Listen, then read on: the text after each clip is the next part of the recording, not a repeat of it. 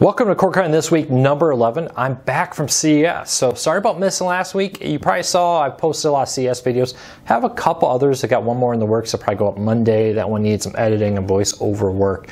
So check that out. It's great to be back, and we're in our new office. So I'm kind of experimenting with this a little bit. The lighting, the location, the sound, trying a different microphone today.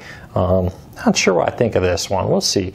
Got another one on order I think will be even better. But hey, welcome to the new office. Welcome to the show. 2018 is here. Let's kick it off and take a look at some of the biggest stories in the world of cord cutting this week. Now, number one, right off the bat, one of the most interesting stories that actually happened during CES last week, and I covered it again this week because I had a chance to chat with them, is Locast. Locast is a streaming service currently in New York, though they have announced plans to roll out to other markets, including Milwaukee and Boston. They say are high on their list of ones they're looking at right now. But Locast offers you access to, right now I believe it's 15 channels, full powered channels. So you get ABC, NBC, Fox, etc. The CW is probably on there, and the list goes on and on past that. And it's for free, streamed on your computer in the New York market. The idea here is they take the broadcast over their TV and they stream it to you using the fact that they're a non-profit, to use a caveat in the FCC rules allow them to do that. They don't charge right now. It is offered by or supported by donations. And this brings an interesting concept up. You know, over-the-air TV is free for you if you can get it with an antenna. If you live in one of the areas where you cannot get it in an antenna, it raises a lot of questions about should it be free or shouldn't it. It used to be free, you know, it used to be included with your cable or your satellite bill for free.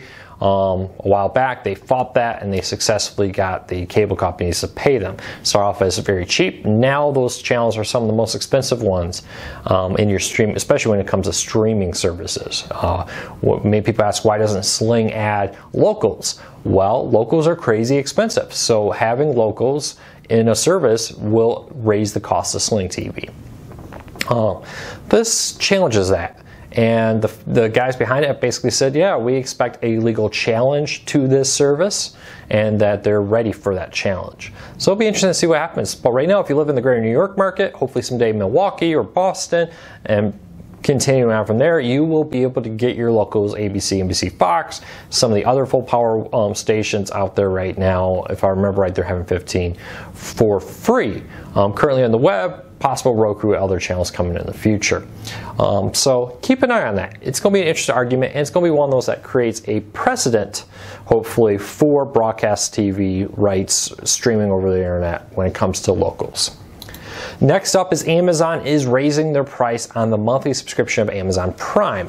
So right now with Amazon, if you pay it monthly, it used to be $10.99 a month, which was already more than the yearly subscription. Now that's going to $12.99. But if you get the yearly subscription for $99, you'll save a little over $50 a year right now. It really looks like Amazon is pushing people to go get the yearly subscription of Amazon Prime versus having a monthly one. Gives them a little bit more reliability to know that you're going to be there going forward in the future. You're not going to suddenly cancel. It does come with music, access to some music, books, early access to books, which didn't know this was possible, but select titles with Kindle, if you're an Amazon Prime subscriber, you can get the book early. So that's kind of cool. It also includes free photo storage, movies and TV shows, and of course, how Prime really got started, free 2-day shipping on Amazon. I've been a Prime member long before I was Cord Cutter, primarily for the free shipping, but I've really taken advantage recently of the books, of the music, of the TV, etc. I really like it. So if you have that, consider, and you're paying monthly, it may be time to consider going to a yearly subscription. Next up is, it's really looking like 2018 is going to be the year of rural broadband. The FCC has been pushing a lot of rules to make rural broadband more possible out there, to make it easier to roll out rural broadband, rather than be the poll rules, which says basically that if a company installs a pole in the ground to run wires, they have to let other companies connect to it.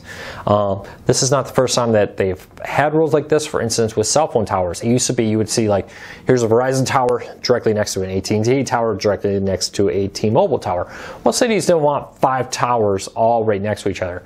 So they created a rule that one tower goes up and Verizon, AT&T, whatever, they have to allow competitors to put their stuff on the towers. So now we're looking at that with access points, poles, under the ground conduits, so forth, that says that if AT&T owns a pole, they have to let competitors access that pole too.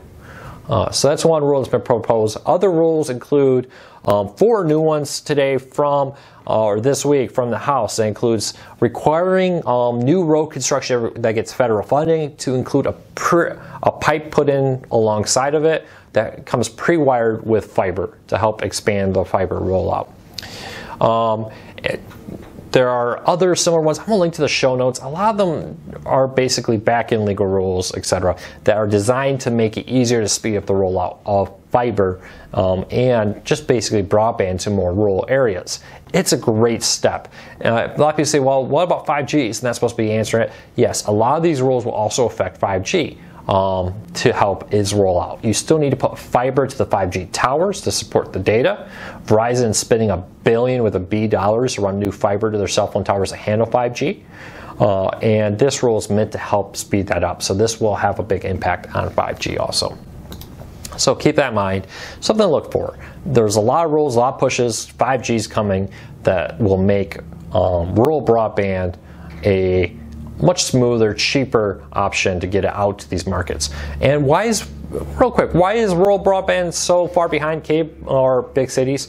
Well, it's investment. It costs a lot of money to run broadband. I think a lot of people, even if you live in a smaller city, you may assume, oh, it doesn't seem like a big deal. But when you get into the very rural areas, you could have to run, 5, 6, 7 miles of fiber to connect 2 or 3 homes, if that. Where if I run a mile in a major city, I could be connecting hundreds of apartments, etc. And that's a much quicker return on investment. And that's why you see stuff like 5G launch in a major city quicker, because they know they can recoup their massive investment costs. It's a lot of money they've invested already in 5G, in testing, rollout, new technology, etc. They want to launch it somewhere where they can quickly get their money back. But it is coming to rural. The whole purpose of 5G and these technologies is to get into rural, because now I can put up one cell phone tower, instead of running 50 miles of cable to connect 100 people, I could run 5 miles of cable to a cell phone, to a tower, connect 5G one on it, and connect all these homes. Dramatically lowers the cost of rolling out in rural areas and speeds up the time, even in major cities. So I've talked about this a lot, but these bills will help speed that up. Lastly is taking on cord cutting, anti-cord cutting stories, we'll call them. And there's the most recent one comes from QZ. It basically says that using live streaming services like Sling TV, etc., plus internet will cost you more than getting a cable TV bundle. And this is one of those times where I've always said, take stuff with a grain of salt, and this is a big story. So the headline's there, doesn't disclose what the price of the cable bundle that they're using, what the provider is. There's really no information other than a chart that says, oh look, it costs more to get Sling TV, PlayStation, or DirecTV Now, etc. So how do they get that? Well, we contacted the company behind it to find out, and they said, well, we can't actually guarantee that that number we use was people paying for Internet Plus TV. They looked at the average payment from like credit cards data to a Comcast, for example, and assume that average payment was for an Internet Plus TV. Problem with that is there's people who are on internet only that don't have a paid TV streaming service. In my home, all I get is a $29.99 internet deal for $100 down from Spectrum, but without having any I don't have any streaming service connected to that. So they would assume that $29.99 was for Internet Plus TV in the way they ran this, because they don't also see a live TV streaming service. We know that there's anywhere from 15 to 20 million cord cutters out there that don't subscribe to a live TV streaming service, but are getting internet. So all those people were probably included. People like my parents, I got them a Nintendo recently, but they used to pay 20 some bucks a month for the standard SD local channels. They just wanted locals, they paid 20 some bucks a month. That would have been included in these numbers. So I could keep going, but the short end of it, I mean, there's one more thing. Like Comcast now has mobile phone plans, home security plans, etc. That all these plans could have been counted in this figure for cable plus TV. And they told us point blank, they can't guarantee that they're comparing apples to apples, or even that the number they use includes only people paying for cable plus internet. So whenever you see these anti-cord cutting stories, always remember, take it with a grain of salt, because until you find out the data, especially with stories like this, which included no data other than a proclamation saying, hey, look, cable TV is cheaper than cord cutting. But where's your data? Take it all with a grain of salt. Be interested in where this comes from, because often these stories have very, very thin arguments behind them.